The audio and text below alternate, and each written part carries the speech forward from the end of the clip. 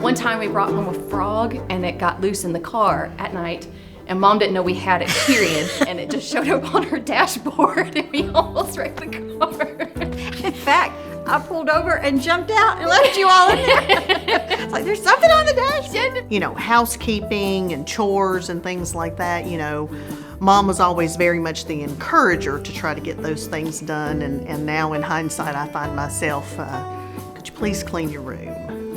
I'll pay you to clean your room. I will help you clean your room. Let's go clean your room. Leaving for college, it was like finally gaining freedom that we didn't have before because, you know, she's like a helicopter mom, likes to hover over us, watch over us. Yeah, and at first, like freshman year, it was kind of hard for her to let go. Like she would literally call like every day or every other day. When he was 3 years old, I worked second shift. And so I was like, well, while he's eating breakfast, I'm gonna go take a shower and get ready for work. And it was Christmas time. And within the 15 minutes it took me to take a shower, he had unwrapped every single present under the tree and was smashing the balls from the Christmas tree onto the hardwood floor and just having the best time of his entire life.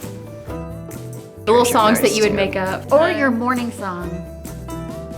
Wake up, you sleepyhead, get up, get out of bed, see how the sun is shining. Stand up and move your toes, tell them it's time to go, you've got a lot to do today.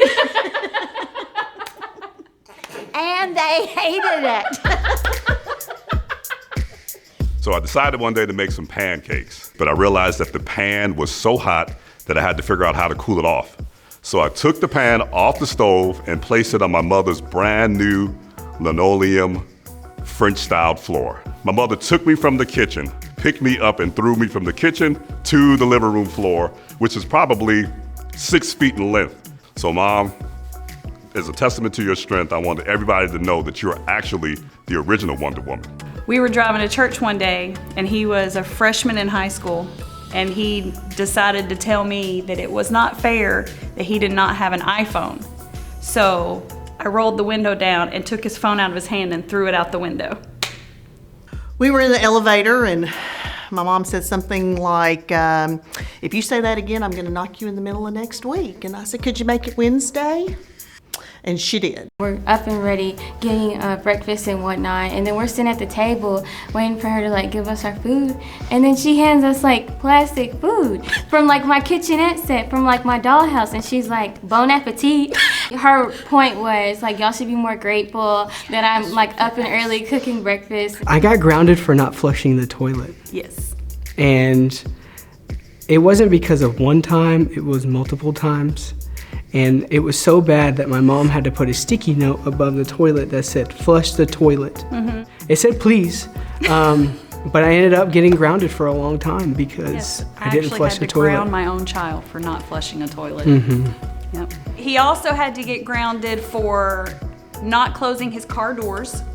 I would wake up in the morning to go to church or go to work, and he would have his car door just sitting wide open because he would be in such a hurry to get inside that he would forget to close his car door. Yeah, I get excited to get inside the house.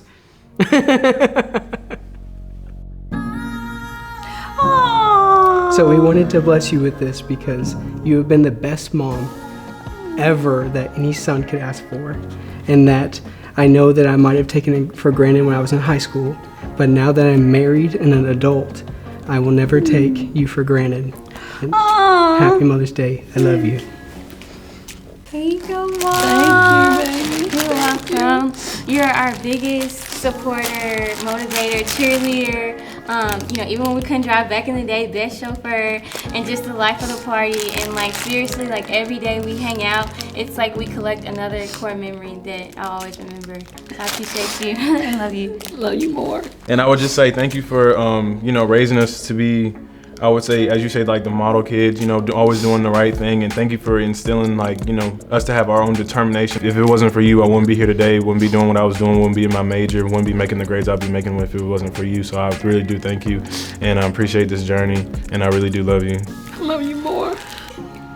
Oh, gosh, thank you. I know they smell good, don't they? Yes. They smell really good.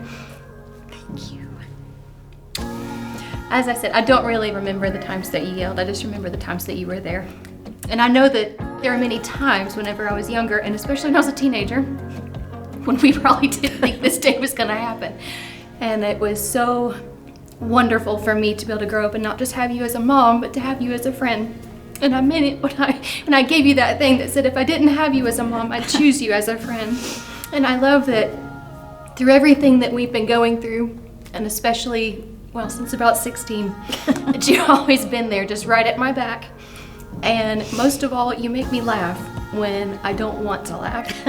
And when you keep somebody laughing like that, you keep them happy. So I just want to thank you. Thanks for being my mama.